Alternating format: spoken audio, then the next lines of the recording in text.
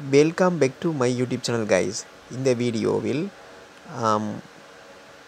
2020ஆம் ஆண்டு ஓஎல் விஞ்ஞானத்தில் வினவப்பட்ட 5ஆம் கேள்வியிலிருந்து சில கேள்விகளை பார்க்க முடியும். வினாவுக்கு செல்வதற்கு முன்னர் எமது சேனலை இன்னும் சப்ஸ்கிரைப் பண்ணாதவர்கள் சப்ஸ்கிரைப் பண்ணுமாறும் தொடர்ச்சியான நோட்டிஃபிகேஷனை பெற்றுக்கொள்வதற்கு பெல் பட்டனை அழுத்துமாறும் பணிவாய் வேண்டுகொள்ளப்படுகின்றீர்கள். உங்கள் ஆதரவு தான் அடுத்த வீடியோவுக்கு ஒரு மோட்டிவேஷனாக அமையும் என்பது எங்களது கருத்தாகும். வினாவுக்கு செல்வோம். 5வது வினா, பின்வரும் மூலக்கூறுகளுக்கிடையே கூடுதலான பங்கீட்டு வள பிணைப்பு எண்ணிக்கை உள்ள மூலக்கூறு யாது? மிகவும் இலகுவான வினாவாகும். எனினும் அதிகமான மாணவர்கள் ஓஎலில் பிழையுட்ட வினாவாக இந்த வினாவை குறிப்பிட முடியும். பொதுவாக நமக்கு தெரிய வேண்டும், பிணைப்பு என்பது 2 வகைப்படும். அயன் பிணைப்பு, பங்கீட்டு வள பிணைப்பு. அதிகமான மாணவர்களுக்கு பிணைப்பு என்றால் என்ன, பிணைப்பின் வகைகள் என்றால் என்ன என தெரியாது. விஞ்ஞானத்தை பாடமாக்கி விடையளிக்க முடியாது. விஞ்ஞான வினாக்களுக்கு விடையளிப்பதற்கு பாடமாக்குதல் சரிப்பட்டு வராது, பயிற்சி முக்கியம். எனினும் அயன் பிணைப்பு என்பது நேர் அயன்களுக்கும் மறை அயன்களுக்கும் இடையில் ஏற்படும் கவர்ச்சி விசை காரணமாக உருவாகும் பிணைப்பு வகை என்பது அயன் பிணைப்பு என்றால் என்ன என வினவினாள். நேர் அயன்களுக்கும் மறை அயன்களுக்கும் இடையில் நிலவும் ஒரு கவர்ச்சி விசையின் காரணமாக உருவாகும் பிணைப்பு தான் அயன் பிணைப்பு. அத்துடன் பங்கீடு வள பிணைப்பு என்பது ஒன்றுக்கும் மேற்பட்ட அணுக்கள் இலத்திரங்களை பங்கீடு செய்வதன் காரணமாக உருவாகும் பிணைப்பு பங்கீட்டு வள பிணைப்பு. இவ்வாறு அயன் பிணைப்பு என்றால் என்ன என வினவினால், நேர் அயன்களுக்கும் மறை அயன்களுக்கும் இடையில் ஏற்படும் கவர்ச்சி விசையின் காரணமாக உருவாக்கப்படும் பிணைப்பு அயன் பிணைப்பு என கொடுக்கலாம். எனினும் பங்கீட்டு வள பிணைப்பு என்பது ஒன்றுக்கும் மேற்பட்ட அணுக்கள் இலத்திரங்களை பங்கீடு செய்வதன் காரணமாக உருவாக்கப்படும் பிணைப்பு பங்கீட்டு வள பிணைப்பு.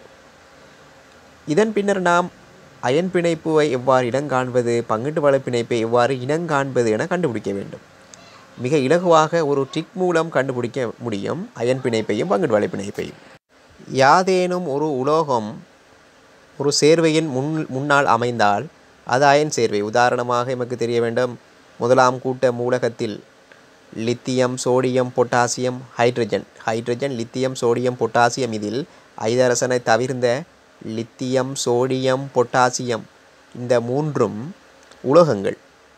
அத்துடன் 2ஆம் கூட்ட மூலகத்தில் காணப்படும் அனைத்தும் உலோகங்கள்.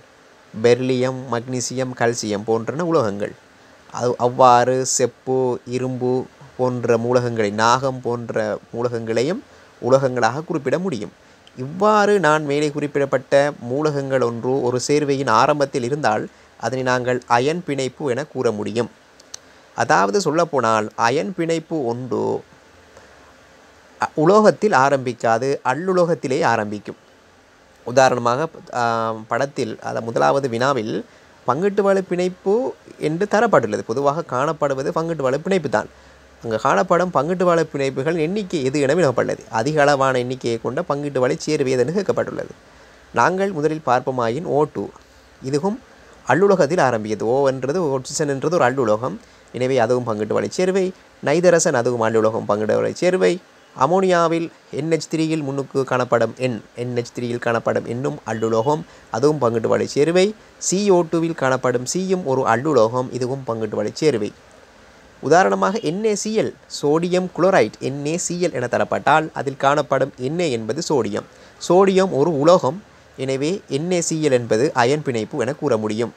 அவ்வாறு KCl, பொட்டாசியம் குளோரைட், K என்பது பொட்டாசியம், அது ஒரு உலோகம், எனவே KCl ஒரு அயன் பிணைப்பாக கூற முடியும்.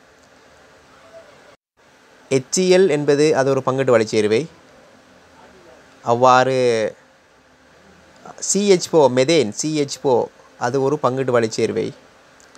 எனவே உங்களுக்கு புரிஞ்சிருக்கும், ஒரு சேர்வை உலோகத்தில் ஆரம்பித்தால் அது ஒரு அயன் பிணைப்பாக இருக்கும். அது அல்லுலோகத்தில் ஆரம்பித்தால் அது பங்கீட்டு வள சேர்வையாக காணப்படும். எனவே இந்த வினாவில் பங்கீட்டு வள சேர்வை, பங்கீட்டு வள பிணைப்பு அதிகமாக எதற்கு காணப்படுகிறது என வினவப்பட்டுள்ளது. பொதுவாக நாம் ஞாபகத்தில் வைத்துக்கொள்ள வேண்டும், பங்கீட்டு வள பிணைப்பை அதிகளவாக கொண்டது நைட்ரஜன். தனது மூலக்கூறுகளுக்கிடையில் அதிக அளவான பிணைப்புகளை நைட்ரஜன் கொண்டு காணப்படுகிறது. வினாவில் வினவப்பட்டுள்ளது, கூடுதலான பங்கீட்டு வலைப்பிணைப்பை கொண்ட மூலகம் எது என காபனானது 4 வலுவளவை கொண்ட மூலகமாகும். இது அதிக அளவான பங்கீட்டு வலைப்பிணைப்பு கொண்டுள்ளது. ஒட்சிசன் வாயுடன் 2 பிணைப்புகளையும் மற்றைய ஒட்சிசன் வாயுடன் 2 பிணைப்புகளையும் மொத்தமாக 4 பிணைப்புகளை ஏற்படுத்தியுள்ளது. இதனால் காபனானது அதாவது காபனீரோட்சைட்டு ஆனது கூடுதலான பங்கீட்டு வலைப்பிணைப்பை கொண்டுள்ளது. இதனால் 5வது வினாவுக்கு 4வது விடை மிக பொருத்தமானதாக அமையும். அடுத்த வினாவுக்கு செல்வோம். அடுத்த வினாவுக்கு செல்வதற்கு முன்னர் எமது சேனலை இன்னும் சப்ஸ்கிரைப் பண்ணாதவர்கள் சப்ஸ்கிரைப் பண்ணுமாறும் தொடர்ச்சியான நோட்டிஃபிகேஷனை பெறுவதற்கு பெல் பட்டனை கிளிக் பண்ணுமாறும் தயவாய் வேண்டிக் கொள்கின்றோம். அடுத்த வினாவுக்கு செல்வோம்.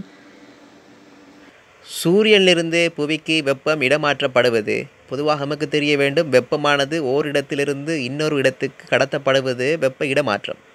வெப்ப இடமாற்றம் என்பது வெப்பமானது ஓரிடத்திலிருந்து இன்னொரு இடத்துக்கு கடத்தப்படுவது. இவ்வாறு வெப்பம் இடமாற்றம் 3 வகைப்படும். 1 கடத்தல், 2 கதிர்வீசல், 3 மேற்காவுகை அல்லது உடன்காவுகை. சூரியனிலிருந்து புவிக்கு வெப்பம் இடமாற்றப்படுவது கதிர்வீசல் அல்லது கதிர்த்தல் என அழைக்கப்படும். அதாவது கதிர்வீசலுக்கு உதாரணமாக சூரியனிலிருந்து வெப்பம் இடமாற்றப்படுவது. நெருப்பு தீப்பந்தத்துக்கு அருகில், அதாவது கொளுத்தப்பட்டு குவிக்கப்பட்ட நெருப்புக்கு அருகில் நாங்கள் இருக்கும்போது சூட்டை உணர்வதும் அது ஒரு கதிர்வீசலுக்கு உதாரணமாக அமையும். எந்தவித ஊடகமின்றி நாங்கள் வெப்பத்தை உணர்ந்து கொள்வது, பெற்றுக்கொள்வது, அதுதான் கதிர்வீசல். கடத்தல் என்பது பொதுவாக ஒரு ஊடகம். கடத்தலுக்கு ஒரு ஊடகம் அவசியம். சூடான ஒரு இரும்பு கம்பியை கையால் தொடும்போது இரும்பு கம்பியில் உள்ள வெப்பம் கைக்கு இடமாற்றப்படும். இது கடத்தல். ஒரு சூடான கிளாஸை தொடும்போது கிளாஸில் உள்ள வெப்பம் கைக்கு இடமாற்றப்படுறது கடத்தல். உடன்காவுகை அல்லது மேற்காவுகை என்பது வளியோட்டத்தின் காரணமாக ஏற்படும்.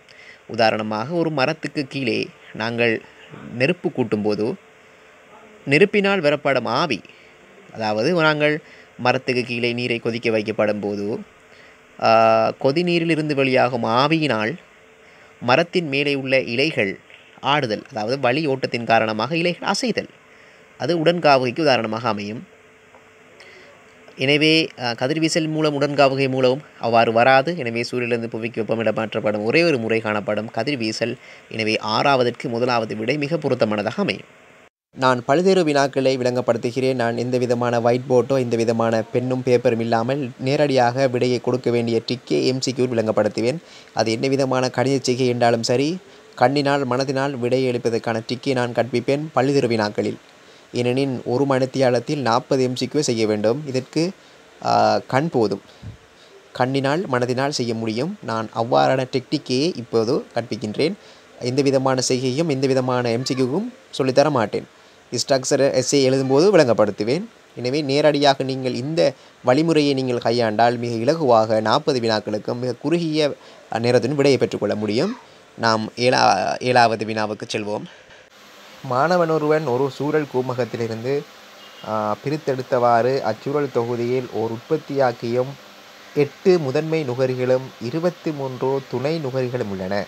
அவன் இத்தகவல்களை பிரித்தெடுத்திருப்பது நிமிர்ந்த எண்ணிக்கை கூம்பகத்திலிருந்து, தலைகீழான எண்ணிக்கை கூம்பகத்திலிருந்து, நிமிர்ந்த உயிர்த்திணிவு கூம்பகத்திலிருந்து, தலைகீழான உயிர்த்திணிவு கூம்பகத்திலிருந்து.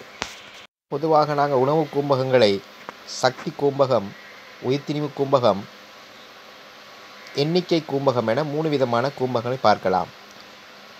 இதில் 3 துணை நுகரிகளும் உள்ளது. அவன் இத்தகவலை பிரதிநிதிப்படுத்துவது தலைகீழான எண்ணி கூம்பகத்திலிருந்து. நாங்கள் அடுத்தடுத்த வீடியோக்களில் கூம்பகங்களை பற்றி விரிவாக பார்க்கலாம். எனினும் நேரடியாக நாங்கள் விடையை கொடுக்க முடியும். தலைகீழான எண்ணிக்கை கூம்பகத்திலிருந்து 7வதுக்கு 2வது விடை மிக பொருத்தமானதாகும். அடுத்த வீடியோவில் நாங்கள் விரிவாக பார்க்கலாம். அடுத்த வினாவுக்கு செல்வோம். 8வது வினா. ஒரு பொருளின் இயக்கத்தின் இடப்பெயர்ச்சி நேர வரைவு இங்கு காட்டப்பட்டுள்ளது. 0 தொடக்கம் T வரைக்கும், T1 தொடக்கம் T2 வரைக்கும் உள்ள நேர ஆயிடையில் பொருளின் இயக்க இயல்புகள் முறையே. படம் தரப்பட்டுள்ளது இடப்பெயர்ச்சிக்கும் நேரத்துக்கும் இடையிலான தொடர்பு. எனவே ஆரம்பத்தில் 0லிருந்து ஆரம்பிக்கும் ஒரு சீரான கோடு செல்லப்படுகிறது. எனவே சீரான வேகம் என்பது சரியாக இருக்கும். சீரான ஆர்முடுகள், சீரான அமர்முடுகள் என 3வது 4வது தரப்பட்டுள்ளது. அதனை விடத்தொரிலிருந்து நீக்க முடியும். எனவே 1வது விடை அல்லது 2வது விடை. 2வது T1க்கும் T2க்கும் இடையில் வரைவானது சற்று குறைவடைகிறது. எனவே எமக்கு தெரிய வேண்டும், குறைவடைந்தால் அமர்முடுகள், அதிகரித்தால் ஆர்முடுகள் என. எனவே 1வது சீரான வேகம் ஆர்முடுகள், 2வது சீரான வேகம் அமர்முடுகள்.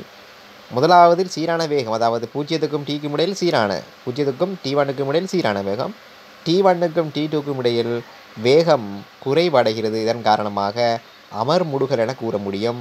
8வது வினாவுக்கு 2வது விடை மிக பொருத்தமானதாக அமையும். அடுத்த வினாவுக்கு செல்வோம். 9, 10 ஆகிய வினாக்கள் பின்வரும் தகவல்களை படத்தை அடிப்படையாக கொண்டது. இதில் தலசீமியா சம்பந்தமான சில முடிவுகள் தரப்பட்டுள்ளது. நாங்கள் முதலாவது தலசீமியா நோய் என்பது எதன் காரணமாக வருகுதுன்னு பார்ப்போம். வெளிரலும் தலசீமியாவும் பரம்பரை அழகு விகாரம் காரணமாக, அதாவது டிஎன்ஏயில் ஏற்படும் விகாரம் காரணமாக தலசீமியாவும் வெளிரலும் ஏற்படும். தலசீமியா நோயும் வெளிரல் நோயும், அதாவது எக்ஸாம்பிள் கேள்வி வினவப்பட்டால், ஸ்ட்ரக்சர் வினாக்கள் வினவப்பட்டால் பரம்பரை அழகு விகாரம் காரணமாக ஏற்படும் நோய் நிலைமைகள் தலசீமியாவும் வெளிரலும் என விடையளிக்க முடியும். அவ்வாறு சிவப்பு பச்சை நிறக்குருடு, ஹீமோஃபீலியா போன்ற நோய்கள் இலிங்கம் இணைந்த நோய்களாக, அதாவது இரத்த உறவுகளுக்கிடையே திருமணம் செய்து கொள்வதன் காரணமாக இலிங்கம் இணைந்த நோய்களாக நாங்கள் மேற்கூறிய நோய்களை குறிப்பிட முடியும். அதாவது ஹீமோஃபீலியாவையும் சிவப்பு பச்சை நிறக்குருடு.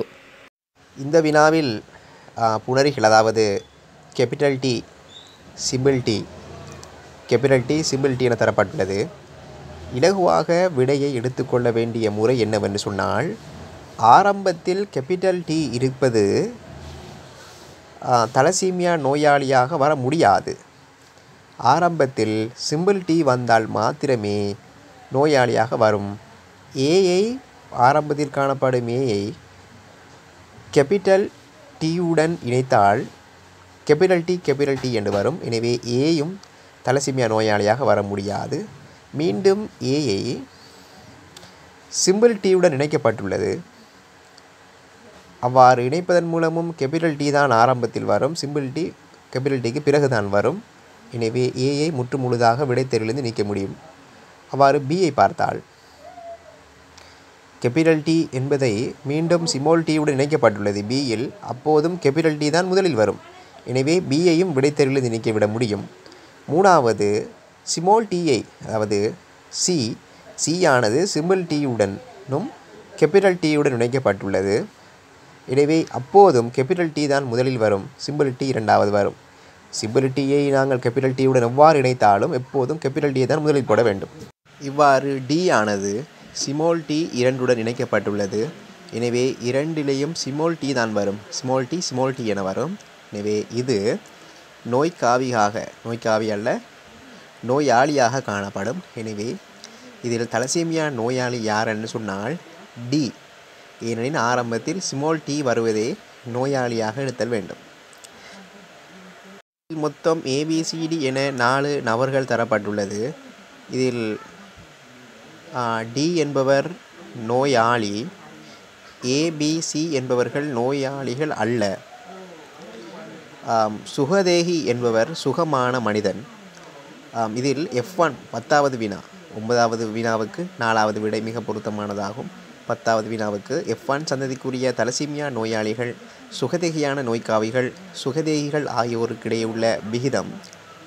இதில் சுகதேகிகள் என்பது நோய் இல்லாத சாதாரண மனிதன்.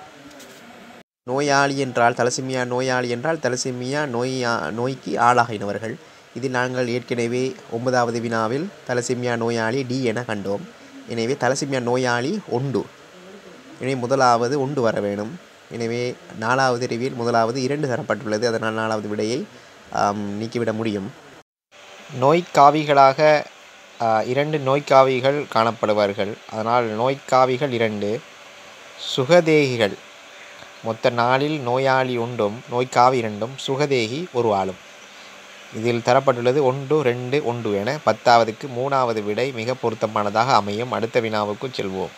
எந்த விதமான பென் பேப்பர் இல்லாமல், கணித உபகரணங்கள் இல்லாமல் மனதினால் விடைகளுக்கும் டிக்கை நான் கற்பிப்பேன் அனைத்து வினாக்களிலும். அதன் அடிப்படையில் 10வது வினாவிற்கு 3வது விடை மிக பொருத்தமானதாக அமையும். நாங்கள் அடுத்த வினாவுக்கு செல்வோம். 10வது வினாவுக்கு அடிக்கடி ஒவ்வொரு பேப்பரிலும் வருவதுண்டு.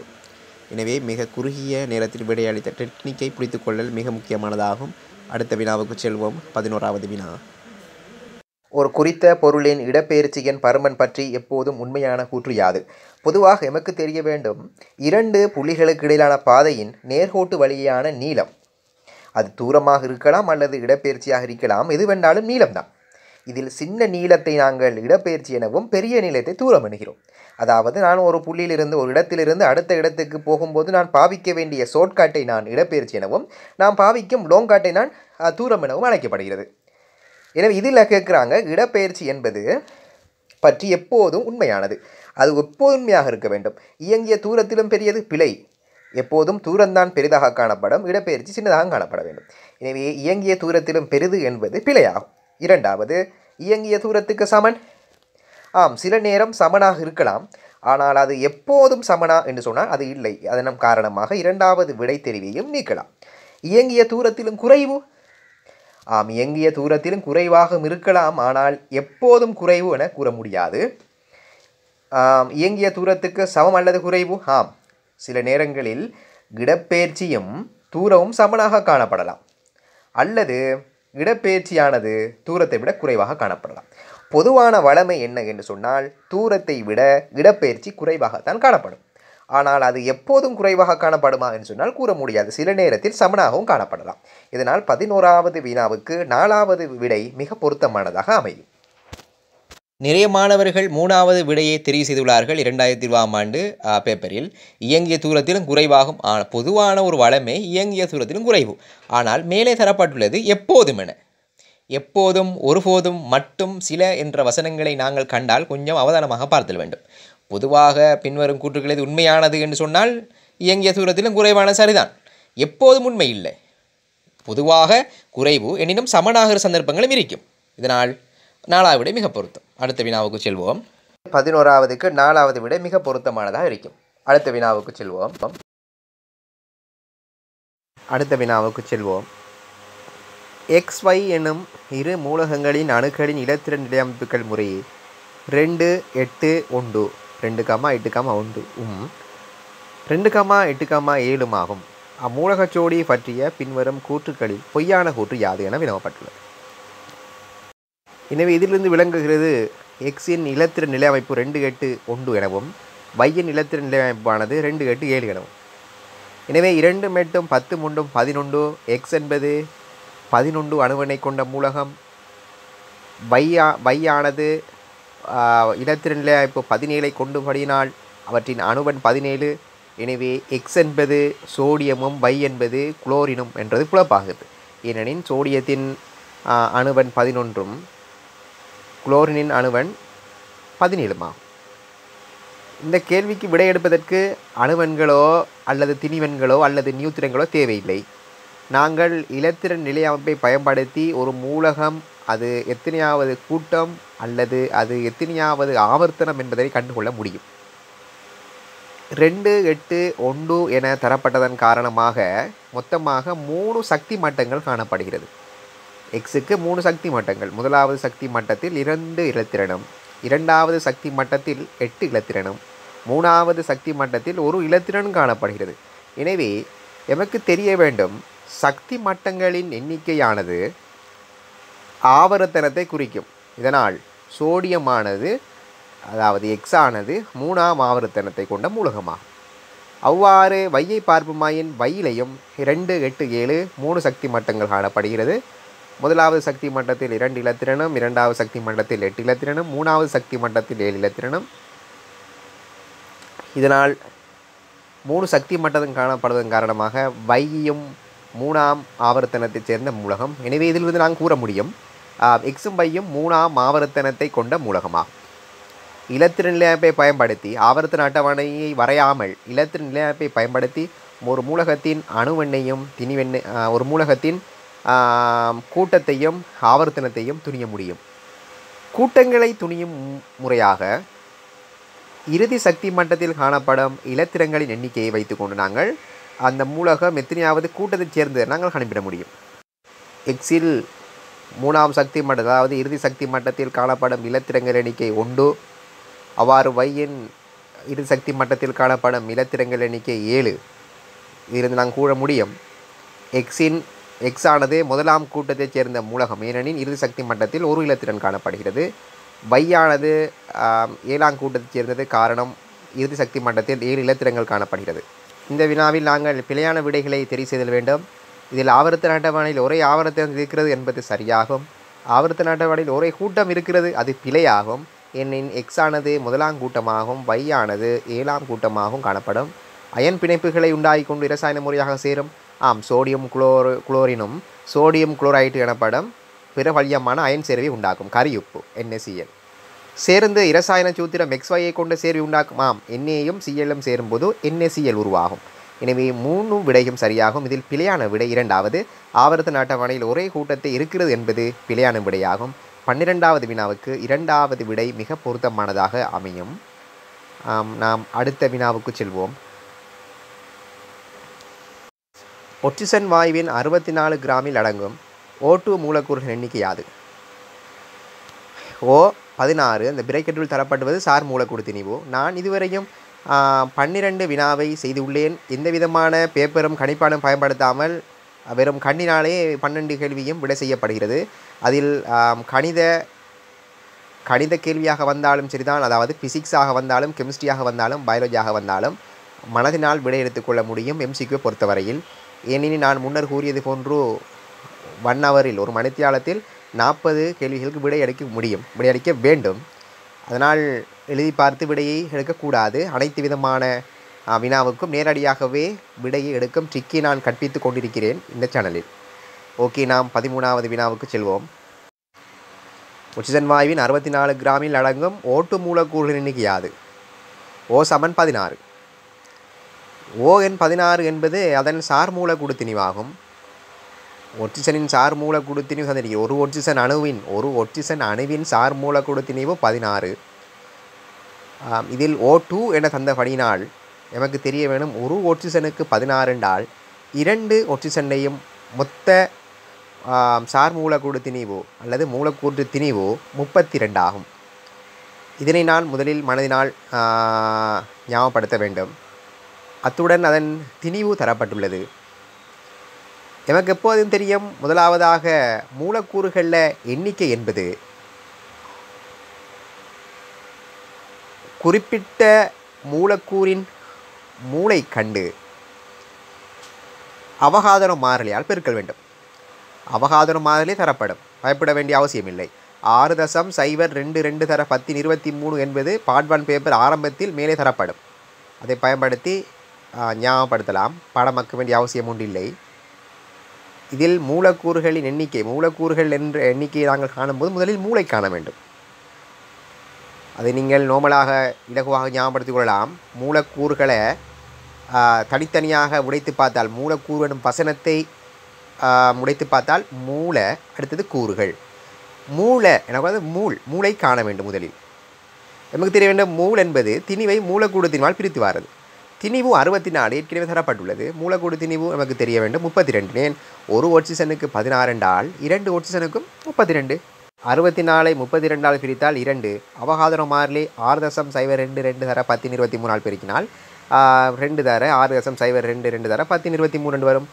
இரண்டாவது விட மிக பொருத்தமானதாக அமையும். அடுத்த வினாவுக்கு செல்வோம். படத்தில் WXYZ என சில மூலகங்களின் அமைப்பு தரப்பட்டு அயனாக்க சக்திக்கான வரைவு தரப்பட்டுள்ளது. இதில் Y எந்த கூட்டம் என வினவப்பட்டுள்ளது.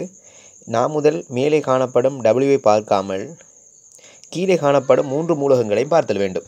XYZ இல் Xலிருந்து Yக்கு அதிகரிக்கிறது, Yலிருந்து Zக்கு குறைவடைகிறது.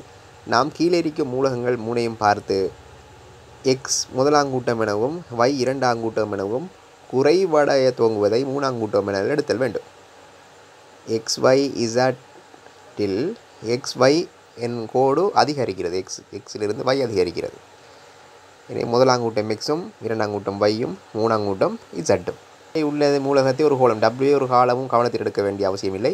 கீழே இருக்கும் மூலகங்களை பார்க்க வேண்டும். எதில் மாற்றம் வருகிறதோ அது அத்தனையாவது கூட்டம் மூலகம். உதாரணத்துக்கு ABCD என 4 மூலகம் தந்தால் ABC அதிகரித்தால் Dயில் குறைவடை துவங்கினால் D என்பது 4ஆங்கூட்ட மூலகம் என கூற முடியும். எனவே X என்பது முதலாங்கூட்டமும் பை என்பது இரண்டாங்கூட்டம், இசட் என்பது மூணாங்கூட்டம், வை வினவப்பட்டுள்ளது. எனவே வை இரண்டாங்கூட்டம் என கூற முடியும். வினாவுக்கு இரண்டாவது விடை மிக பொருத்தமானதாகும். 15வது வினாவுக்கு செல்வோம். 15வது வினாவுக்கு மூணாவது விடை மிக பொருத்தமானதாகும். சக்தி வழங்கக்கூடிய பிரதானமாக சக்தி வழங்கியாக கார்போஹைட்ரேட்டும் இலிப்பிட்டும் தொழிற்படும். எனவே மூணாவது விடை மிக பொருத்தமானதாக அமையும் 15வது வினாவுக்கு. அடுத்த வினாவுக்கு செல்வோம். ஒருவருடைய குருதியில் குளுக்கோசு மட்டம் உத்தம மட்டத்திலும் பார்க்க கூடுதலாக உள்ளது. அவர் பின்வரும் எந்த உணவை குறைந்த அளவில் உட்கொள்ள வேண்டும்? பொதுவாக நமக்கு தெரிய வேண்டும், குளுக்கோசு என்பது ஒரு சக்கரைட் ஆகும்.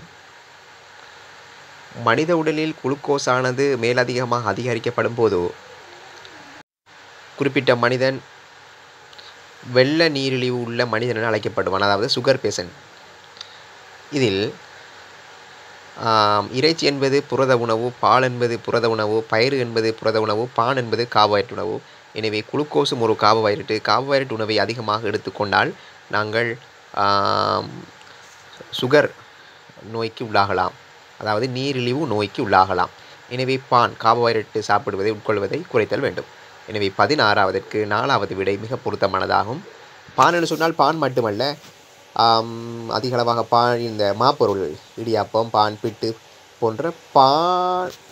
போன்ற மாப்பண்டங்களை உட்கொள்வதை தவிர்த்தல் வேண்டும் அல்லது குறைத்தல் வேண்டும்.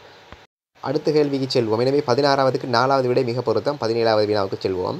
நியூக்ளிக் அமிலங்கள் பற்றிய பொய்யான கூற்றை தேர்ந்தெடுக்க முதலில் வினாவை பார்த்தல் வேண்டும். பொய்யான ஆன்சரை தெரிவு செய்ய வேண்டும் அல்லது சரியான விடையை தெரிவு செய்ய வேண்டும், அதை பார்க்க வேண்டும். நிறைய மாணவர்கள் சரியான விடையை பார்த்துவிட்டு விடையை கொடுத்துவிட்டு போகிறார்கள். அவ்வாறு இருக்கக்கூடாது. பார்க்கலாம். ஆக்கழகு நியூக்ளியோடைட்டு எனப்படும். நியூக்ளியோடைட்டுகள் பல இணைவதன் மூலம்தான் நியூக்ளிக் அமிலங்கள் உருவாகும். நியூக்ளிக் அமிலம் ஒரு இயற்கை பல்பௌதியமாகும். ஆம். கார்போஹைட்ரேட்டு, புரதம், நியூக்ளிக் அமிலம் என்பன ஒரு பல்பௌதியமாக தொழிற்படும். பாரம்பரிய தகவல்களை களஞ்சியப்படுத்தும். ஆம். பொதுவாக நியூக்ளிக் அமிலங்கள் 2 வகைப்படும். ஒன்று RNA, இரண்டாவது DNA. DNA ஆனது பாரம்பரிய தகவல்களை களஞ்சியப்படுத்தும், பாரம்பரிய தகவல்களை சேமிக்கும் போன்ற தொழில்களை மேற்கொள்கிறது. RNA என்பது புரதத் தொகுப்பை மேற்கொள்ளும். RNA ஆனது வைரசுகளின் பாரம்பரிய தகவல்களை களஞ்சியப்படுத்துவதுடன் பாரம்பரிய தகவல்களை ஒரு சந்ததியிலிருந்து அடுத்த சந்ததிக்கு கடத்துகிறது. அவ்வாறு DNA ஆனது பாரம்பரிய தகவல்களை ஒரு சந்ததியிலிருந்து அடுத்த சந்ததிக்கு கடத்துகிறது, பாரம்பரிய தகவல்களை சேமித்து வைக்கிறது. இந்த DNA ஆனது இரட்டை விரிபரப்பு சுருள், அதாவது DNAயின் கட்டமைப்பு இரட்டை விரிபரப்பு சுருள் என அழைக்கப்படுகிறது. காரணம், ஒரு சுருள் போன்ற அமைப்பு காணப்படுவதனால். ஹெர்ட்ஸ் அண்ட் ஸ்லேக் என்ற 2 விதமான விஞ்ஞானிகள் DNAயின் கட்டமைப்பை விளக்கினர். எனவே நியூக்ளிக் அமிலங்கள் என்னும் தலைப்பின் கீழ் நீங்கள் RNAயும் DNA இரண்டையும் ஒப்பு நோக்கி கருத வேண்டும். நியூக்ளிக் அமிலம் என்று சொன்னால் மறைமுகமான அர்த்தம் DNAயும் RNA. இதில் பாரம்பரிய தகவல்களை களஞ்சியப்படுத்தும் என்பதும் உண்மை. CHON எனும் மூலகங்களை மாத்திரம் கொண்டது. CHON எனும் மூலகங்களை கொண்டதென்றால் சரி, எனினும் CHON எனும் மூலகங்களை மாத்திரம் கொண்டதென்றால் பிழை. CHONP பொஸ்பரஸும் காணப்படும் நியூக்ளிக் அமிலத்தில். கார்போஹைட்ரேட்டில் CHO, புரதத்தில் CHONS, chons, லிப்பிடில் CHO, நியூக்ளிக் அமிலத்தில் CHONP, chonp. பொதுவாக chons, chonp எனும் சோட்போமை ஞாபகப்படுத்திக் கொள்வதன் மூலம் நாங்கள் குறிப்பிட்ட மூலக்கூறில் காணப்படும் மூலகங்களை ஞாபகம் வைக்கலாம். கார்போஹைட்ரேட்டு CHO, புரதம் CHONS, chons, lipid CHO, nucleic அமிலம் CHONP. எனவே 17வதற்கு 4வது விடை மிக பொருத்தம். ஏனெனில் 4வது தெரிவு பிழையாகும். பொய்யான கூற்றை தேர்ந்தெடுக்க சொல்லிக்கிறார்கள். எனவே 17வதற்கு 4வது விடை மிக பொருத்தமாகும். chonp. அடுத்த வினாவுக்கு செல்வோம். நீர், காற்று, வெடித்தல் பொறிமுறை ஆகியவற்றின் மூலம் பரம்பலடையும் வித்துக்களும் பழங்களுக்கும் உதாரணங்கள் கேட்டிருக்கிறார்கள். பொதுவாக பழங்கள் அல்லது வித்துக்கள் ஓரிடத்திலிருந்து இன்னொரு இடத்துக்கு செல்லல் வித்துக்களும் பழங்களும் பரம்பலடைதல் எனப்படும். 3 காரணிகள் வித்துக்கள் அல்லது பழங்கள் பரம்பலடைவதற்கு செல்வாக்கு செலுத்தும். நீர், காற்று, விலங்குகள், வெடித்தல் பொறிமுறை. நீர் மூலம் தாமரை, கத்தாப்பூ, தேங்காய், கள்ளித்தி போன்ற தாவரங்கள் நீர் மூலம் பரமலடையும். அவ்வாறு காற்று மூலம் பரமலடையும் தாவரங்களாக நாங்கள் எண்ணெய், தனக்கு, எருக்களை, பருத்தி போன்ற தாவரங்களை குறிப்பிட முடியும். அவ்வாறு வெடித்தல் பொறிமுறை மூலம் பெண்டி, இரப்பர் போன்ற தாவரங்களை குறிப்பிட முடியும். நீர், காற்று, வெடித்தல் பொறிமுறை மூலம் முறையே எனும்படினால் முதலாவது தெரிவில் கத்தாப்பு நீர் மூலம் பரமலடையும். காற்று, எண்ணெய் மூலம். வெடித்தல் பொறிமுறை மாம்பழம் வராது. எனவே முதலாவது விடையும் பிழை. இரண்டாவது நீர் மூலம் தாமரை சரியாக இருக்கும். காற்று மூலம் ஆமணக்கு வராது. வெடித்தல் பொறிமுறை இரப்பர் வரும் எனினும் இரண்டாவது பிழை. ஏனெனில் இரண்டாவது ஆமணக்கு காற்றின் மூலம் என தரப்பட்டுள்ளது, அது பிழையாகும். மூணாவது நீர் மூலம் தேங்காய் சரி. காற்று மூலம் எருக்களை சரி. வெடித்தல் பொறிமுறை மூலம் இரப்பர் சரி. மூணாவது விடை சரியாகும். நாலாவது பலா. நீர் மூலம் பலா இல்லை, பலா என்பது விலங்குகள் மூலம். காற்று மூலம் பருத்தி வரும். வெடித்தல் பொறிமுறை மூலம் வெண்டி வரும் எனினும் முதலாவது நீர் மூலம் பலா பரமலடையும் என கூறப்பட்டதன் காரணமாக நாலாவதும் வராது. எனவே 31வது. எனவே 18வதற்கு மூணாவது விடை மிக பொருத்தமானதாக அமையும். அடுத்த வினாவுக்கு செல்வோம். கொப்புள் நாணினூடாக தாயிலிருந்து முதிரு மூலவருக்கு பின்வரும் எது செல்வதில்லை? இதில் செல்லும் என கேட்கவில்லை, செல்வதில்லை. நாங்கள் இந்த வினாவுக்கு விடை அளிப்பதற்கு முன்னர் கொப்புள் நாணுக்கும் தாய்க்கும் இடையே காணப்படும் தொடர்பு பார்க்கலாம். கொப்புள் நான் என்பது முதிர்வு மூல நிலையில், முதிர்வு மூல உரு என்பது ஒரு பிள்ளை பிறக்கும் முதல் உள்ள காலப்பகுதியாகும். அதாவது பிரசவம் என்பது கருக்கட்டப்பட்டு 9 அல்லது 10 மாதங்களின் பின்னர் குழந்தையானது வெளி உலகுக்கு வருதல் பிரசவம் எனப்படும். பிரசவத்த பின்னர், பிரசவம் ஒன்று இடம்பெற்ற பின்னர் வெளியாகும் குழந்தை முதிர்வு மூல உரு என அழைக்கப்படாது. அதாவது சூளும் விந்தும் கருக்கட்டப்பட்ட பின்னர் நுகம் உருவாகும். நுகமானது முளையமாக வளர்ச்சியடைந்து, முளையம் வளர்ச்சியடைந்து முதிர்வு மூல உருவாக மாறும். பிரசவத்துக்கு வேலைக்கும் கருக்கட்டப்பட்ட பின்னருக்கும் இடையில் உள்ள அமைப்பு முதிர்வு மூல உருவன் அழைக்கப்படும். இந்த முதிர்வு மூல உருவானது கருப்பையில் 9 மாத காலங்களில் 9 மாத காலத்துக்கு சேமிக்கப்பட்டு பாதுகாப்பாக வைக்கப்படும். எனவே முதிர்வு மூல உரு என்பது கருப்பையிலே காணப்படும். இவ்வாறு முதிர்வு மூல உருக்கு தேவையான போஷணை பொருட்களை வழங்குவதற்கு தாயின் கொப்புள் நாள் உதவியாக அமையும். தாய்க்கும் முதிர்வு மூல உருக்கும் இடையில் தொடர்புக்காக வேண்டி கொப்புள் நான் காணப்படும். இது போஷணை பதார்த்தங்களையும் மருந்துகளையும் பிள்ளைக்கு வழங்குவதற்கு தேவையான ஒரு தொடர்பாடல் அல்லது போஷணை வழங்கும் ஒரு ஊடகமாக தொழிற்படும். எனவே தாயிலிருந்து முதிர்வு மூலவருக்கு ஒட்சிசன், போஷணை பதார்த்தங்கள், நோய் காரணிகள், மருந்து பதார்த்தங்கள் செல்லும். குருதி ஒருபோதும் செல்லாது. 19வது வினாவுக்கு முதலாவது விடை மிக பொருத்தமானதாக அமையும். வினாவுக்கு செல்வோம். முழுவாக தெரிப்பு தோற்றப்பாட்டை காட்டும் கதிர்வரிப்படம் எது என வினவப்பட்டுள்ளது. முழுவாக தெரிப்பு என்றால் அனைத்து ஒளிக்கதிர்களும் தெரிப்படையாமல் முறிவடையும். அதாவது ஒளிக்கதிர்கள் காணப்படும் திசையிலேயே அனைத்து விதமான கதிர்களும் காணப்படும். முதலாவதிலும் இரண்டாவதிலும் இரண்டும் ஒளிக்கதிர்கள் ஒரே பக்கத்தில் இருக்கிறது. எனினும் கோணங்களும் சமனாக காணப்பட வேண்டும். இரண்டாவது படத்தில் கோணங்கள் சமன் அல்ல. எனவே முதலாவது விடை மிக பொருத்தமானதாகும். அடுத்த வினாவுக்கு செல்வோம். ஒரு ஓட்ட போட்டியை முடித்த தடகள விளையாட்டு வீரர் ஒருவருக்கு தசைப்பிடிப்பு ஏற்பட்டது. தசைப்பிடிப்பு ஏற்படுவதற்கு காரணமாக தசைக்களங்களில் உற்பத்தியாகும் இரசாயன சேர்வை எது என வினவப்பட்டுள்ளது. கார்பனீரொட்சைட்டு, எதைல் ஆல்கஹால், எலக்ட்ரிக் அமிலம், அசெட்டிக் அமிலம். இந்த வினாவானது அங்கிகளில் நடைபெறும் களச்சுவாசம் சம்பந்தமான வினாவாகும். பொதுவாக களச்சுவாசம் 2 வகைப்படும். ஒன்று காற்று சுவாசம், அடுத்தது காற்றிந்திய சுவாசம். காற்று சுவாசம் என்று சொன்னால் களத்தினுள் ஒட்சிசன் வாயு உள்ளபோது நடைபெறும் சுவாசம் காற்று சுவாசம். இவ்வாறு அங்கிகளில் ஒட்சிசன் இல்லாமல் நடைபெறும் சுவாசம் காற்றிந்திய சுவாசம். மிகவும் இலகுவான வினாவாகும். காற்று சுவாசம் என்பது களத்தினுள் ஒட்சிசன் வாயு உள்ளபோது நடைபெறும் சுவாசம் எனவும், காற்றிந்திய சுவாசம் என்பது அங்கிகளினால் ஒட்சிசன் வாயு இல்லாமல் நடைபெறும் சுவாசம் காற்றிந்திய சுவாசம் எனப்படும். பொதுவாக தாவரங்களில் நடைபெறும் காற்றிந்திய சுவாசத்தினால் எதாயில் ஆல்கஹால் பெறப்படுகிறது. தாவரங்களில் ஒரு காற்றின் சுவாசம் ஒன்று உருவாகும் என்று சொன்னால் எதாயில் ஆல்கஹால் உருவாகும். இவ்வாறு விலங்குகளில் காற்றிந்திய சுவாசம் நடைபெறும் போது எலக்ட்ரிக் அமிலம் உருவாகும். இதனால் இது எலக்ட்ரிக் அமில நொதித்தல் என அழைக்கப்படுகிறது. சுவாசம் என்பது வேறு, சுவாசம் என்பது வேறு. ஒட்சிசனானது களங்களின் எளிய சேதனச் சேர்வைகளுடன் தாக்கமடையும் போது சக்தி வெளிவிடப்படும். இது களச்சுவாசம் எனப்படும்.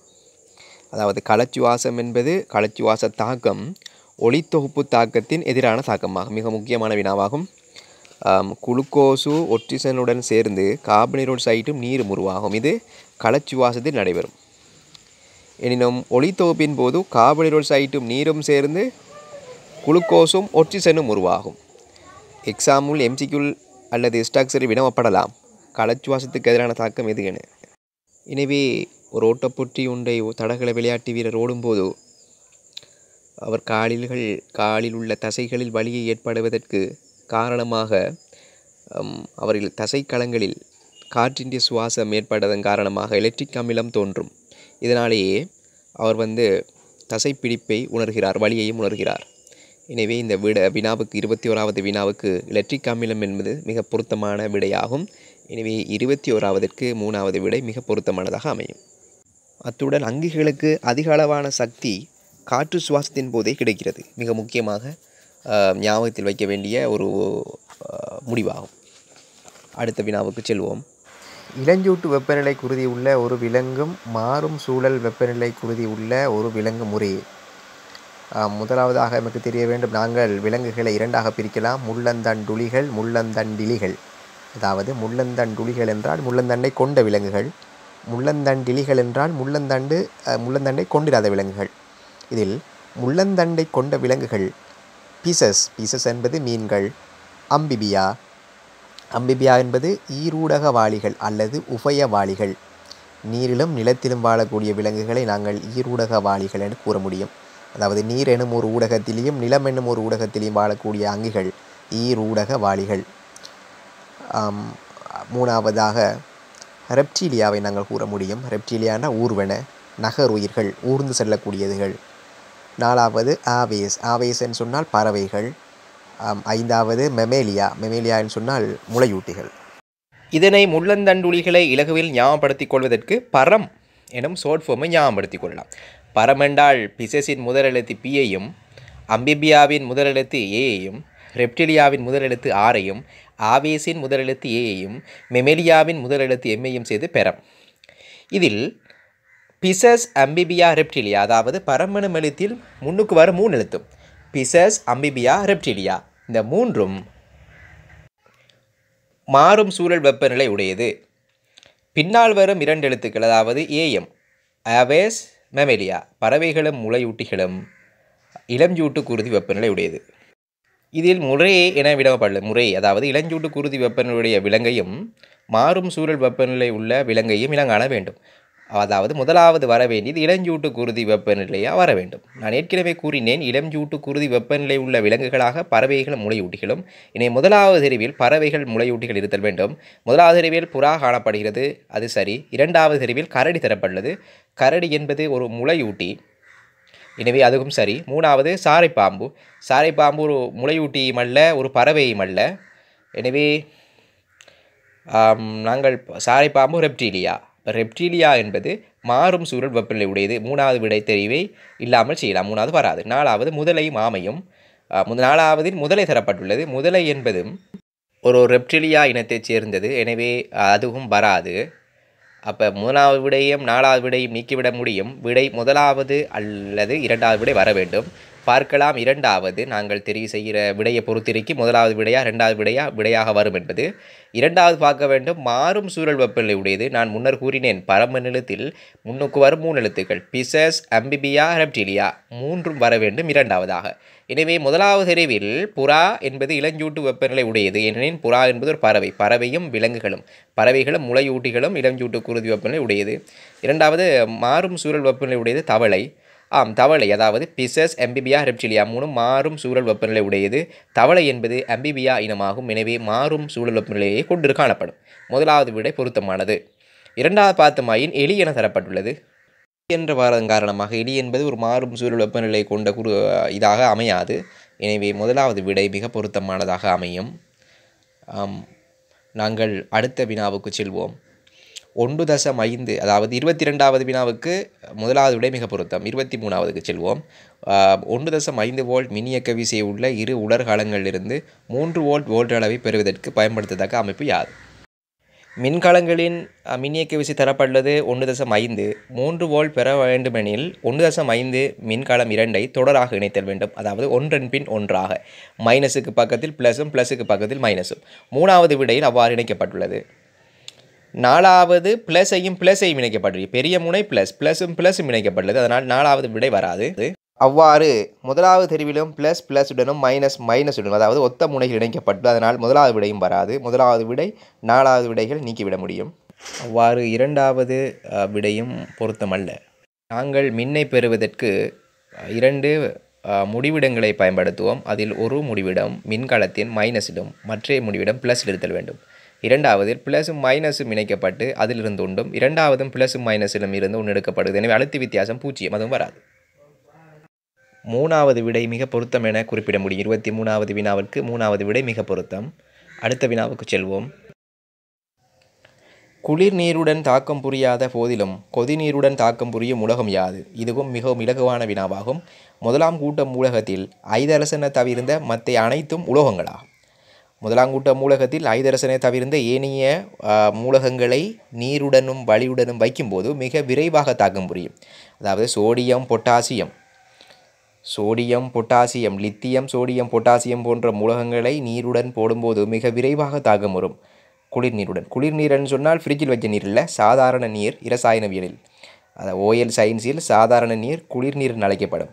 அங்கே நினைக்கக்கூடாது ஃப்ரிட்ஜில் வச்ச நீர்ன்னு சொல்லி. முதலாவது தெரிவாக தரப்பட்டுள்ளது சோடியம் என்பது முதலாங்கூட்ட மூலகமாகும். இந்த முதலாங்கூட்ட மூலகங்கள் காரத்தன்மையை கொண்டு காணப்படுவதன் காரணமாக கார உலோகங்கள் என அழைக்கப்படும். இது காரங்களுடன் தாக்கம் புரியாது. அமிலங்களுடன் தாக்கம் புரியும், நீருடன் தாக்கம் புரியும், நீராவியுடன் தாக்கம் புரியும், ஒட்சிஜன் வாயுடன் தாக்கம் புரியும், அமிலங்களுடன் தாக்கம் புரியும் எனும் காரங்களுடன் ஒருபோதும் தாக்கம் புரியாது. இரண்டாவது தரப்பட்டுள்ளது மக்னீசியமானது இரண்டாம் கூட்ட மூலகமாகும். இது குளிர் நீருடன் தாக்கம் புரியாது. அதாவது சாதாரண நீருடன் மக்னீசியம் தாக்கம் புரியாது எனினும் சூடான நீரினுள் அதாவது H2O சூடான H2Oவுடன் தாக்கம் புரிந்து மக்னீசியம் ஐதரோடைடை உருவாக்கும். முதலாம் கூட்ட மூலகம் சோடியம் குளிர் நீருடன் தாக்கம் புரிந்து சோடியம் ஐதரோடைடை உருவாக்கும். இரண்டாம் கூட்ட மூலகம் மக்னீசியமானது குளிர் நீருடன் தாக்கம் புற்று மக்னீசியம் ஐதரோடைடை உருவாக்கும். அவ்வாறு அலுமினியமானது குளிர் நீருடனோ கொதி நீருடனோ ஒருபோதும் தாக்கம் புரியாது. அவ்வாறென்றால் நாங்கள் சமைக்கும் அலுமினிய பாத்திரம், சமையலறையில் பயன்படுத்தப்படும் சட்டி போன்ற நெருப்பில் நேரடியாக பயன்படுத்தக்கூடிய அலுமினிய பாத்திரங்கள் நீருடன் தாக்கம் புரிந்தால் வேறு சேர்வு உருவாகும். எனவே அலுமினியமானது குளிர் நீருடனோ சூடான நீருடனோ தாக்கம் புரியாது எனினும் வளியுடன் தாக்கம் புரிந்து அலுமினியம் ஒட்சைட்டை அலுமினியத்தின் மேற்பரப்பில் உண்டாகும். சோடியமும் வளியுடன் தாக்கம் புரியும், மக்னீசியமும் வளியுடன் தாக்கம் புரியும், அலுமினியம் வளியுடன் தாக்கம் புரியும், கல்சியமும் வளியுடன் தாக்கம் புரியும். இதில் வினா நீருடன் தானே குளிர் நீருடன் என்றபடினால் குளிர் நீருடன் தாக்கம் புரியாத போதிலும். எனவே இதில் மக்னீசியமும் குளிர் நீருடன் தாக்கம் புரியாது, அலுமினியமும் தாக்கம் புரியாது, கல்சியமும் தாக்கம் புரியாது குளிர் நீருடன். எனினும் சூடான நீருள் தாக்கம் புரியும் என்று பார்த்தோம் என்று சொன்னால் சோடியமானது இரண்டுடன் தாக்கம் புரியும். நாங்கள் இந்த விடையில் தெரிவு செய்ய வேண்டும். குளிர் நீருடன் தாக்கம் புரியக்கூடாது, ஆனால் சூடான நீரில் மட்டும் தாக்கம் புரிய வேண்டும். அவர் அலுமினியமானது இரண்டுடன் தாக்கம் புரியாது, ஆனால் மக்னீசியம் குளிர் நீருடன் தாக்கம் புரியாது, சூடான நீரில் தாக்கம் புரியும். கல்சியமும் என்பது கல்சியம் இரண்டுடனும் தாக்கம் புரியும். எனவே நாங்கள் இந்த வினாக்கு விடையே இரண்டாவது வினா 24வதற்கு இரண்டாவது விடை மிக பொருத்தம். அடுத்த வினாவுக்கு செல்வோம். COVID-19 வைரஸ் பற்றி சரியான கூற்று யாது? ஒளி நுணுக்கு காட்டினூடாக அவதானிக்கப்படலாம். அணுசேப தாக்கங்களை நிகழ்த்துகிறது. DNA உள்ள ஒரு கருவை கொண்டுள்ளது. உயிருள்ள இயல்புகளையும் உயிரற்ற இயல்புகளையும் காட்டுகிறது. மிகவும் இலகுவான வினாவாகும். நேரடியாக விடை எடுத்துக்கொள்ள முடியும். ஒளி நுணுக்கு காட்டினூடாக ஒருபோதும் வைரஸை இனங்காண இயலாது. ஏனெனில் COVID-19 கொரோனா வைரஸ் என்பது ஒரு வைரஸுக்களை ஒருபோதும் ஒளி நுணுக்கு காட்டினூடாக அவதானிக்க முடியாது. அதனை இலத்திரன் நுணுக்கு காட்டினூடாக மட்டுமே அவதானிக்க முடியும். எனினும் பாக்டீரியாக்களை நாங்கள் கூட்டு நுணுக்கு காட்டினூடாக அவதானிக்க முடியும். கூட்டு நுணுக்கு காட்டியில் 2 குவிவு வில்லை பயன்படுத்தப்படும். ஒளி நுணுக்கு காட்டினோடு அவதானிக்கப்படலாம் என்பது பிழையான கூற்றாகும். அணுசேப தாக்கங்களை நிகழ்த்தும் வைரஸானது எந்த விதமான அணுசேப தாக்கங்களையும் நிகழ்த்தாது. இனப்பெருக்கம் மட்டுமே மேற்கொள்ளும். இனப்பெருக்கத்தை மேற்கொள்வதற்கு உயிருள்ள களங்களையே நாடும். அதாவது எல்லா வைரஸுகளும் உயிருள்ள அங்கிகளிடையே பெருக்கமடையும். தன்னை ஒத்த இன்னொரு அங்கியை உருவாக்குவதற்கு உயிருள்ள களத்தையே தெரிவு செய்யும் வைரஸ். அணுசேப தாக்கங்களை நிகழ்த்தும். எனவே பொதுவாக வைரஸுகளை அணுசேப தாக்கங்களை நிகழ்த்தாத அங்கிகளாகவே நாங்கள் கருதுகிறோம். 3வது டிஎன்ஏயில் உள்ள ஒரு கருவை கொண்டுள்ள பொதுவாக வைரஸுகளில் ஆர்என்ஏ தான் காணப்படும். வைரஸுகளில் ஆர்என்ஏ காணப்படும் என்றால் அந்த கூற்று சரி. வைரஸில் டிஎன்ஏ காணப்படும் என்றால் அந்த கூற்று பிழை. ஆனால் வைரஸில் ஆர்என்ஏ அல்லது டிஎன்ஏ காணப்படலாம் என்று வந்தால் சரி.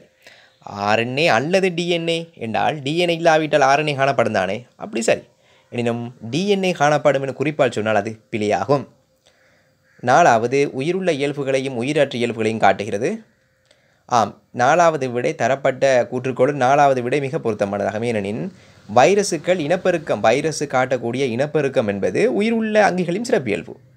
ஏனைய இயல்புகள் உயிரற்ற சிறப்பியல்பு. ஒரே ஒரு உயிருள்ள இயல்பு இனப்பெருக்கம் செய்யும் ஆற்றல். இதன் காரணமாக வைரஸை நாங்கள் உயிருள்ள இயல்புகளையும் உயிரற்ற இயல்புகளையும் காட்டும் ஒரு அங்கியாக எடுத்துக்கொள்ள முடியும். எனவே 25வதற்கு சரியான கூற்று வினவப்பட்டதன் காரணமாக 4வது விடை மிக பொருத்தம். நான் இந்த வினாவில் முதல் 25 வினாவை செய்து காட்டியுள்ளேன். இதில் எந்த விதமான பெண்ணும் பேப்பரும் எந்த விதமான கணித்தல்களுக்கு நான் எந்த விதமான எதையுமே பயன்படுத்தவில்லை. இவ்வாறு நீங்கள் விடைகள் எடுத்து பழகினால் மிக விரைவாக அரை மணித்தியாலத்துக்குள் 40 MCQக்கும் விடை எடுக்க முடியும். எனவே அடுத்த வினாவுக்கு செல்வோம். உப்பளத்திலேயே கடல் நீரிலிருந்து உப்பை பிரித்தெடுத்தல் நடைபெறும் போது NaCl உடன் வீழ்படிவாகும் சேர்வையாது. பொதுவாக நமக்கு தெரிய வேண்டும், இலங்கையில் உப்பளம் அமைந்துள்ள இடங்கள் புத்தளம், அம்மாந்தோட்டை, அடுத்தது ஜஃப்னா யாழ்ப்பாணத்தில் ஆனையிரவு என்ற இடத்தில் உப்பு உற்பத்தி செய்யப்படுகிறது. இதனால் உப்பளம் அமைந்துள்ள இடங்களுக்கு மேலே குறிப்பிட்டப்பட்ட ஊர்களை குறிப்பிட முடியும். உப்பு உற்பத்தியானது 3 படிமுறைகளில் நடைபெறும். படிமுறை அல்ல, 3 பாத்திகளில் நடைபெறும். 1ஆம் பாத்தி, 2ஆம் பாத்தி, 3ஆம் பாத்தி. இதில் 1ஆம் பாத்தியில் கல்சியம் கார்பனேட்டு வீழ்படிவாகும். 2வது பாத்தியில் கல்சியம் சல்ஃபேட்டு வீழ்படிவாகும். 3வது பாத்தியில் சோடியம் குளோரைட்டு வீழ்படிவாகும். இந்த சோடியம் குளோரைட்டுடன் மக்னீசியம் குளோரைட்டு, மக்னீசியம் சல்ஃபேட்டு போன்ற மாசுக்கள் காணப்படும். இதுவே உப்பின் கசப்புத்தன்மைக்கு காரணம். இவ்வாறு உப்பளத்தில் 3ஆம் பாத்தியில் வீழ்படிவாகும் NaCl அதாவது கரி உப்புடன் MgCl2 MgSO4 magnesium chloride, magnesium sulphate என்பன மாசுக்களாக காணப்படுகிறது. இந்த மாசுக்களை அகற்றுவதற்காக நாங்கள் குவியல்களாக கூட்டப்பட்டு 6 மாத காலத்துக்கு கிடுகால், அதாவது ஓலையால் பின்னப்பட்ட கிடுகினால் மூடி வைக்கப்படும். அவ்வாறு மூடி வைக்கப்படும் போது MgCl2 MgSO4 போன்ற ஈரலிப்புகள் அகற்றப்படுகிறது. இந்த வினாவுக்கு 2வது விடை மிக பொருத்தமானதாக அமையும், MgCl2. அடுத்த வினாவுக்கு செல்வோம். மனித உணவு செயல்பாட்டு தொகுதிக்கும் மனித சுவாச தொகுதிக்கும் பொதுவான பகுதி யாது? இது மிகவும் இலகுவான வினாவாகும். நேரடியாக நாங்கள் தொண்டை என விடையை அளித்துக் கொள்ள முடியும். நாங்கள் இந்த வினாவை பார்ப்பதற்கு முன்னர் மனித செயல்பாட்டு தொகுதியின் பகுதிகளை பார்ப்போம். மனித செயல்பாட்டு தொகுதியானது வாய்க்குழியில் ஆரம்பித்து குதம் வரை செல்லும். அதாவது வாய்க்குழியில் ஆரம்பித்து குதம் வரை முடிவடையும் ஒரு நீண்ட சிக்கலான ஒரு தொகுதி. உணவு செயல்பாட்டை நிகழ்த்தும் தொகுதி செயல்பாட்டு தொகுதி என அழைக்கப்படுகிறது. வாய்க்குழியினுள் காணப்படும் அமிலேசு அல்லது தயலின் எனும் நொதியத்தின் காரணமாக மாப்பொருள் மோல்டோஸாக மாற்றப்படும். உணவின் பௌதிக செயல்பாடு வாய்க்குழியிலேயே ஆரம்பிக்கப்படும். அதாவது பௌதிக செயல்பாடு என்றால் பெரிய பகுதியானது சிறிய சிறிய துண்டுகளாக உடைக்கப்படுதல் பௌதிக மாற்றம். நாங்கள் ஒரு பிஸ்கட்டை சாப்பிடும்போது வாய்க்குழியில் காணப்படும் பல்லினால் கடிக்கப்பட்டு நாக்கில் வாய்க்குழியில் காணப்படும் சளியத்தினால் ஈரலிக்கப்பட்டு தொண்டையினால் விழுங்கப்படும். எனவே ஒரு உணவு செயல்பாட்டு தொகுதியில் உணவு செயல்பாடு ஆரம்பிக்கும் இடம் வாய்க்குழி என கூற முடியும். வாய்க்குழியுள் செல்லும் வாய்க்குழியில் வைக்கப்படும் உணவானது தொண்டையில் செலுத்தப்பட்டு வாய்க்குழியில் இருந்த தொண்டை, அதன் பின்னர் களம், அதன் பின்னர் இரைப்பை, அதன் பின்னர் முன் சிறுகுடல், அதன் பின்னர் சிறுகுடல், அதன் பின்னர் பெருங்குடல், அதன் பின்னர் நேர்குடல், அதன் பின்னர் குதம். இதில் இரசாயன செயல்பாடு சிறுகுடலில் நடைபெறும். உணவின் பௌதிக செயல்பாடு ஆரம்பிப்பது வாய்க்குழியில், இரசாயன செயல்பாடு நடைபெறுவது சிறுகுடலில். எனவே செயல்பாடு ஆரம்பிப்பது வாய்க்குழியில், செயல்பாடு முற்றுப்பெறுவது சிறுகுடலில். ஒரு செயல்பாடானது முடிவடையும் இடமாக நாங்கள் சிறுகுடலையும், ஒரு செயல்பாடு ஆனது ஆரம்பிக்கும் இடமாக நாங்கள் வாய்க்குழியையும் கூற முடியும். எனினும் சுவாச பாதையை பார்த்தமாயின் மூக்குக்குழியினூடாக செல்லப்படும் ஒளியானது, ஆக்சிஜன் வாயுவானது தொண்டையினுள் செல்லும். வாய்க்குழியில் வைத்தாலும் உணவு தொண்டையால் போக வேண்டும். மூக்குக்குழியால் போகிற ஆக்சிஜன் வாயுவும் தொண்டையால் போக வேண்டும். இதனால் தான் சொல்கிறோம் செயல்பாட்டு தொகுதிக்கும் சுவாச தொகுதிக்கும் இடையிலான பொதுவான உறுப்பாக தொண்டை. எனவே மூக்குக்குழி, தொண்டை, குரல் வலை, வாதநாளி, சுவாசப்பை குழாய், சுவாசப்பை சிறுகுழாய், சிற்றறைகள், நுரையீரல்கள். எனவே 28வதுக்கு 3வது விடை மிக பொருத்தமாகும். நாங்கள் மனித செயல்பாட்டு தொகுதியை ஓர்டர் படி எவ்வாறு ஈஸியாக ஒரு ஷார்ட் ட்ரிக் அடிப்படையில் பாடமாக்குவது, சுவாச தொகுதி எவ்வாறு பாடமாக்குவது என்பதற்கான வீடியோக்கள் வெகு விரைவில் நாங்கள் வழங்குவோம். அதாவது வாளியில் தொஞ்ச கயிறு போல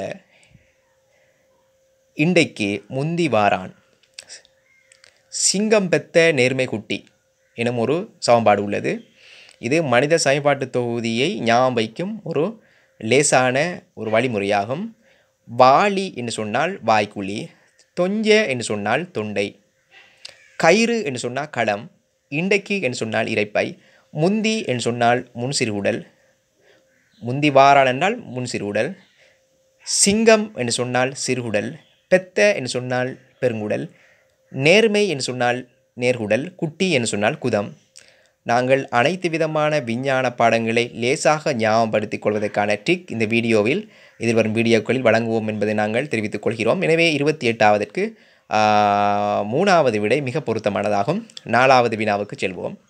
அடுத்த வினாவுக்கு செல்வதற்கு முன்னர் எமது சேனலை இன்னும் சப்ஸ்கிரைப் பண்ணாதவர்கள் சப்ஸ்கிரைப் பண்ணுமாறும், தொடர்ச்சியான நோட்டிஃபிகேஷனை பெற்றுக்கொள்வதற்கு அருகிலுள்ள பெல் பட்டனை ஓப்பன் பண்ணுமாறும் பணிவாய் வேண்டுகொள்கின்றோம். உங்கள் ஆதரவு தான் எங்கள் அடுத்தடுத்த வீடியோக்கு மோட்டிவேஷனாக அமையும் எங்களது கருத்தாகும். வினாவுக்கு செல்வோம். உருவில் 0.4 மீட்டர் ஆரையுள்ள ஒரு சில்லை சுழலச் செய்வதற்கு ஒரு விசை இணை பிரயோகிக்கப்படும் விதம் காட்டப்பட்டுள்ளது. விசை இணையின் திருப்பம் யாது? விசை இணை பிரயோகிக்கப்படுகிறது. அதாவது விசை இணை என்பது நமக்கு தெரிய வேண்டும். ஒரே விசை, பருமனில் சமனான ஒரே விசை ஒன்றுக்கொண்டு எதிரான திசையில் துளைப்படுதல் விசை இணை. எனும் விசை திருப்பம் என்பதும் விசை இணை என்பதும் ரெண்டும் ஒன்றல்ல. அதாவது விசை இணையில் 2 விசை தொழிற்படும், ஆனால் விசை திருப்பத்தில் ஒரே விசை தொழிற்படும். எனவே விசை திருப்பம் சமன் பிரயோகிக்கப்படும் விசை தர விசையின் திசையில் அசைந்த செங்குத்து தூரம். இதில் 5 நியூட்டன் என விசையின் பெருமானம் தரப்பட்டதுடன் அத்துடன் செங்குத்து தூரம் தரப்பட்டுள்ளது 0.8 என. நாங்கள் செங்குத்து தூரம் என்பது மொத்தமாக பார்க்க வேண்டும். இதில் ஆரை தரப்பட்டுள்ளது 0.4 மீட்டர் என. நாங்கள் வட்டத்தின் விட்டத்தை எடுக்க வேண்டும். எனில் வட்டத்தின் முழு விட்டமுமே மொத்த செங்குத்து தூரத்தை குறிக்கும். எனவே m = FD, அதாவது விசை திருப்பம் சமன் விசை தர விசையின் திசையில் அசைந்த பொருள் விசையின் திசையில் அசைந்த செங்குத்து தூரம். செங்குத்து தூரம் என்பது மொத்தமாக 0.8 மீட்டர் ஆகும். 5ஐ 0.8ஆல் பெருக்கினால் 4 நியூட்டன் மீட்டர் என வரும். 2வது விடை மிக பொருத்தமானதாக அமையும். அடுத்த வினாவுக்கு செல்வோம். அவ்வாறில்லாமல் தனித்தனியையும் காண முடியும். 5ஐ 0.4ஆல் பெருக்கினால் 2ம், மீண்டும் கீழே தரப்பட்டுள்ள 0.5ஐ அதன் 6ஆல் பெருக்கினால் மீண்டும் 0.4. எனவே 0.4ஐ 5ஆல் பெருக்கி வர விட 2, மீண்டும் 5ஐ 0.4ஆல் பெருக்கினால் 2, 2 4, 4 வார மாதிரி விடையை எடுத்தல் வேண்டும். எனவே 2வது விடை 0.8ஐ 2ஆல் பெருக்கினால் தான் 4 வரும். இதனால் 29வதுக்கு 2வது விடை மிக பொருத்தமானதாக அமையும். அடுத்த வினாவுக்கு செல்வோம். ஒட்சிசன் வாயு இன் 96 கிராமும் நைதரசன் வாயுவின் 56 கிராமும் அடங்கும் ஒரு கலவையில் O2வின் மூல் பின்னம் யாது? இதில் தரப்பட்டுள்ளது நைதரசனின் சார் மூலக்கூறு திணிவு 14 எனவும் ஒட்சிசனின் சார் மூலக்கூறு திணிவு 16 எனவும். எமக்கு தெரிய வேண்டும் மூல் பின்னம் என்று சொன்னால் முதலில் மொத்த மூளை கூட்ட வேண்டும். ஒட்சிசனின் மூளையும் நைதரசனின் மூளையும் தனித்தனியாக கண்டு கூட்டி அதனை எதன் மூளை கேட்கிறாரோ, எதன் மூல் பின்னத்தை கேட்கிறாரோ அந்த குறிப்பிட்டதின் மூளை மேலே போட வேண்டும். உதாரணமாக எமக்கு தெரிய வேண்டும் மூல் சமன் திணிவிங்கில் மூலக்கூறு திணிவு. நாங்கள் முதலில் ஒட்சிசனின் மூளை காண்போம். மூல் சமன் திணிவிங்கில் மூலக்கூறு திணிவு. ஒட்சிசனின் மூலக்கூறு திணிவு ஒரு ஒட்சிசன் 16 என்றால் 2 ஒட்சிசனும் 32. நாங்கள் 96ஐ 32ஆல் பிரிக்க வேண்டும். பிரித்தால் ஒட்சிசனின் மூல் வரும். இதனை பிரிப்பதற்கு பென் பேப்பர் வேண்டுமா? 96 32ஆல் பிரிப்பது 96ஐ 32ஆல் பிரித்தால் 3 என்று சொல்ல முடியும். எனவே ஒட்சிசனின் மூல் 3 ஆகும். அவ்வாறு நைதரசனின் சார் மூலக்கூறு திணிவு தரப்பட்டுள்ளது. ஒரு நைதரசனுக்கு 14 என்றால் 2 நைதரசனுக்கும் 28. அத்துடன் நைதரசனின் நைதரசனின் திணிவும் தரப்பட்டுள்ளது 56. எனவே நைதரசனின் மூளை நாங்கள் இலகுவாக காண முடியும். மூல் சமன் திணிவிங்கில் மூலக்கூறு திணிவு 56ஐ திணிவு 56 மூலக்கூறு திணிவு 28. 56 28ஆல் பிரித்தால் 2. எனவே நாங்கள் ஒட்சிசனின் மூளை ஏற்கனவே கண்டோம் 3 என, நைதரசனின் மூளை கண்டோம் 2 என, மொத்த மூல் 5 ஆகும். படத்தில் வினாவில் ஒட்சிசனின் மூல் பின்னத்தை கேட்கிறார்கள். எமக்கு தெரிய வேண்டும் ஒட்சிசனின் மூல் நாங்கள் ஏற்கனவே எடுத்தோம் 3 மூல் என. 3 இங்கில் அதன் மூலக்கூறு திணிவு 5 ஆகும். மொத்த மூலக்கூறு திணிவு மூலக்கூறு திணிவல்ல, மொத்த மூல் 5 ஆகும். 3 இங்கில் 5. எனவே 3வது விடை சரியாகும். நைதரசனின் மூல் பின்னத்தை கேட்டால் 2 இங்கில் 5 ஆகும். இதில் வினவப்பட்டுள்ளது ஒட்சிசனின் மூல் பின்னம். இதனால் 3 இங்கில் 5 பொருத்தமானது. 30வதற்கு 3வது விடை மிக பொருத்தமானதாகும். அடுத்த வினாவுக்கு செல்வோம். 31வது மிகவும் இலகுவான வினாவாகும். நேரடியாக விடையை கூற முடியும். நாகத்தூள் செறிந்த ஐதரோகுளோரிக் அமிலம் தாக்க விதத்தில் செல்வாக்கு செலுத்தும் காரணிகள். அதாவது தாக்கிகளின் பௌதிக தன்மை என்பது தாக்கிகளில் தாக்க வீதத்தில் செல்வாக்கு செலுத்துவதை காட்டுவதற்கான ஒரு பரிசோதனை அடிப்படையான வினா தரப்பட்டுள்ளது. தாக்க மேற்பரப்பளவு மிக குறைவாகவும் தாக்கம் பெறும் அமிலத்தின் செறிவு அதிகளாகவும் காணப்பட்டால் விரைவாக வாயு குமிழிகள் வெளியேறும். நாங்கள் நாகத்துகளுடன் HCl போட்டால் ZnGl2 அதாவது நாக குளோரைட்டும் ஐதரசன் வாயும் வெளியேறும். நாகத்துண்டை துகள்கள் ஆக்கின பின்பு HClஇன் செறிவை அதிகரித்த பின்பு மிக விரைவாக ஐதரசன் வாயு வெளியேறுவதை இனங்காண முடியும். எனவே 4வது விடை மிக பொருத்தமானதாக அமையும் 31வது வினாவுக்கு. அடுத்த வினாவுக்கு செல்வோம். ஒரு வண்ண அமிலத்துக்கும் ஒரு வன்மூலத்துக்கும் இடையே நடைபெறுவது. பொதுவாக அது வண்ண அமிலமாக இல்லாமல் இருக்கலாம், வன்மூலமாக இல்லாமல் இருக்கலாம். யாதேனும் ஒரு அமிலத்துக்கும் யாதேனும் ஒரு மூலத்துக்கும் இடையில் தாக்கம் நடைபெறும் போது எப்போதும் உப்பும் நீரும் விளைவாக வரும். அத்துடன் அது ஒரு புறவெப்ப தாக்கமாக அமையும். வாயுக்களில் நீரில் கரைக்கும் தாக்கம் ஒரு புறவெப்ப தாக்கமாக அமையும். அமிலத்துக்கும் காரத்துக்கும் அதாவது அமிலத்துக்கும் மூலத்துக்கும் இடையில் நடைபெறும் தாக்கம் புறவெப்ப தாக்கமாக அமையும். நேர் அயன்களும் எதிர் அயன்களும் இணையும் தாக்கம் புறவெப்ப தாக்கமாக அமையும். தகன தாக்கங்கள் அனைத்தும் புறவெப்ப தாக்கமாக அமையும். இந்த வினாவில் புறவெப்ப நடுநிலையாக்கல் தாக்கம் அமிலமும் காரமும் தாக்கம் புரியும் தாக்கம் ஒரு புறவெப்ப தாக்கமாக இருப்பதுடன் அது ஒரு நடுநிலை தாக்கமாகவும் காணப்படும். இதனால் 1வது விடை மிக பொருத்தமானதாகும். அகவெப்ப நடுநிலையாக்க தாக்கம். இதில் நடுநிலையாக்கல் தாக்கம் என்பது சரி, எனினும் அகவெப்பம் என்பது பிழை. இதனால் 2வது விடை வராது. புறவெப்ப சேர்க்கை தாக்கம் புறவெப்ப தாக்கம் என்னும் சேர்க்கை தாக்கம் அல்ல. அகவெப்ப சேர்க்கை தாக்கம் அவ்வாறு இல்லை. 32வதற்கு 1வது விடை மிக பொருத்தமானதாக அமையும். நாங்கள் அடுத்தடுத்த வீடியோக்களில் பார்க்கலாம் அகவெப்ப தாக்கம் என்னென்ன உதாரணம் என்று. பொதுவாக நீரின் கூட்டுப்பிரிகை தாக்கம் ஒரு புறவெப்ப தாக்கமாக இருக்கும். நீரின் கூட்டுப்பிரிகை தாக்கம் ஒரு அகவெப்ப தாக்கமாக காணப்படும். அத்துடன் ஒளித்தொகுப்பு தாக்கமும் ஒரு அகவெப்ப தாக்கமாக கருதப்படும். 32வதுக்கு 1வது விடை மிக பொருத்தம். 33வது வினாவுக்கு செல்வோம். உருவில் உள்ளவாறு மின்னோட்டம் ஐயை கொண்டு செல்லும் ஒரு கடத்தி காந்தப்புலத்துக்கு செங்குத்தாக வைக்கப்பட்டுள்ளது. கிடைக்கோடுகளின் மூலம் காந்தப்புலத்தின் திசை காட்டப்பட்டுள்ளது. அப்போது கடத்தி மீது தாக்கும் திசையின் திசை. இது ஃபிளெமிங்கின் இடக்கை விதி அடிப்படையிலான வினாவாகும். இடது கையின் முதல் 3 விரல்களையும் ஒன்றுக்கொண்டு செங்குத்தாக பிடித்து மின்னோட்டத்தின் திசையை நடுவிரலினாலும் புலத்தின் திசையை சுட்டு விரலால் காட்டும்போது பெருவிரலானது விசையின் திசையை காட்டும். அதாவது கடத்தி மீது தாக்கும் விசையின் திசையை காட்டும். அவ்வாறு பிடிக்கும்போது பெருவிரல் பூமியை நோக்கி காட்டும். அதாவது பேப்பரின் அடிப்பகுதியை நோக்கி பெருவிரல் காட்டும் பிடிக்கும்போது. தாளின் தளத்துக்கு செங்குத்தாக தளத்துக்குள்ளேயாக பெறும். மேலே வராது, கீழே வராது, வலப்பக்கம் இடப்பக்கம் வராது. நீங்கள் பிடித்து பார்த்தா தெரியும். உங்கள் பெருவிரலை நீட்டி அதில் ஓட்டம் நடுவிரல் மின்னோட்டம் காட்டும் திசையில் அந்த அம்புக்குறி போகிற திசையில் உங்கள் நடுவிரலை பிடித்து இரண்டாவது காட்டி விரலை காந்தப்புலம் போகும் திசையில் வைத்தால் பெருவிரலானது கீழ் நோக்கி காட்டும் இடது கையை பிடிக்கும்போது. எனவே 33க்கு 3வது விடை தாளின் தளத்துக்கு செங்குத்தான தளத்துக்கு உள்ளேயா, வெளியே என்று வராது, செங்குத்தாக தான் தாக்கும் எல்லாம். என்ன நாங்கள் பெருவிரலின் 3 விரல் நம்மளது இடது கையின் 3 விரல்களையும் செங்குத்தாக தான் பிடித்துள்ளோம். அது எப்போதும் செங்குத்தாக தான் இருக்கும், அதில் சந்தேகம் இல்லை. எனினும் தாளின் தளத்துக்கு செங்குத்தாக தளத்துக்குள்ளேயாகும், தாளின் தளத்துக்கு செங்குத்தாக தளத்திலிருந்து வெளியாகும் என 4வது தரப்பட்டது. 4வது வெளியேயாகும் எனும் விடை அந்த வசனம் வந்தபடினால் 4வது விடை வராது. தாளின் தளத்துக்கு செங்குத்தாக தளத்துக்கு உள்ளேயாகும் எனும் விடை பொருத்தமானதாகும். 33க்கு 3வது விடை மிக பொருத்தமானதாகும். இவ்வாறு வினாவினால் மிக விரைவாக விடையை பெற்றுக்கொள்ள முடியும். நான் 33 கேள்விகளை செய்துள்ளேன். எந்த விதமான கணித்தலுக்கும் எந்த விதமான பென் பேப்பரை பயன்படுத்தவில்லை, மனதினாலே சுருக்கியுள்ளேன். இந்த வழிமுறைகளை நீங்களும் கையாண்டால் மிக விரைவாக விடையை பெற்றுக்கொள்ள முடியும். நன்றி. மற்றும் ஒரு வீடியோவில் இன்னும் சில ட்ரிக்குகளை பார்த்துக்கொள்ளலாம்.